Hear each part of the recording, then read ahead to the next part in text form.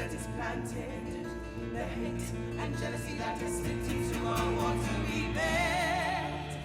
Oh, they grow all right, they are coming along nicely, thank you, in the warm, wet earth. And it grows, be careful what you see. Wuthering Heights is fierce, it's elemental, it's wild and musical and passionate to its core. When I first started to adapt the book, I wrote a collection of poetry. I didn't want it to be domestic, I wanted it to be epic, and I wanted Catherine and Heathcliff to feel like Greek gods, and therefore it felt fantastic that we had a Greek chorus telling the story.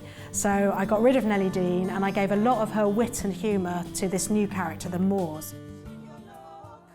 Wild ones, no good can come of this fair old shore. Look, that's Thrushcross Grange.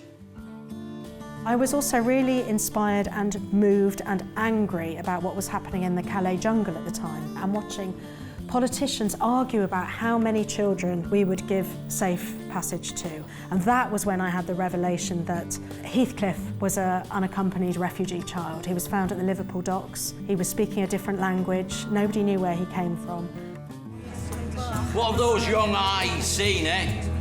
A short lifetime of pain is my guess, and a short lifetime of loss. Well, I'll never know where you've been, but I do know where you're going.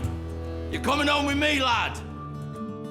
It's not the teenage Emma Rice that's made this show, it's the adult, angry Emma Rice, and that's at the heart of the chorus, and that's where I wrote Be Careful What You Seed.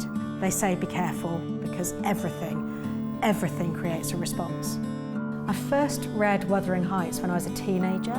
My mum was a great lover of literature, and we'd actually gone on holiday to Yorkshire, and she'd made us walk up to Top Withens, which is what they think Emily Brontë based Wuthering Heights on. So it was already in my DNA, but by that point I was anxious, I was sad. I had a bereavement as an 11-year-old, and that had really haunted me. So I think when I read the book, I was really captured by this idea of somebody that you'd lost knocking at the window. I think there's something so emotional about Wuthering Heights. There is romance, there's pure romance really, with young Cathy and Hareton. Cathy and Heathcliff, I mean, they have a bond that is sort of beyond romantic. They understand each other and they feel each other very, very deeply, but that also means that they hurt each other very, very deeply. You have treated me infernally, Catherine. If you think I'll go unrevenged, you are deceived. Revenge? On me? No, not on you. Never on you.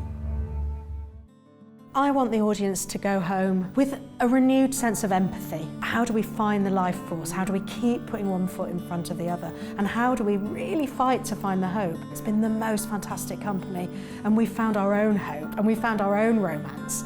We've made music together, we've danced together, we've actually made a show together. And it's funny, I feel like I'm reaching through history and holding Emily Bronte's hand and saying, you know, we can still do this. And yes, there's rage, and yes, there's upset, but there's something to look forward to as well.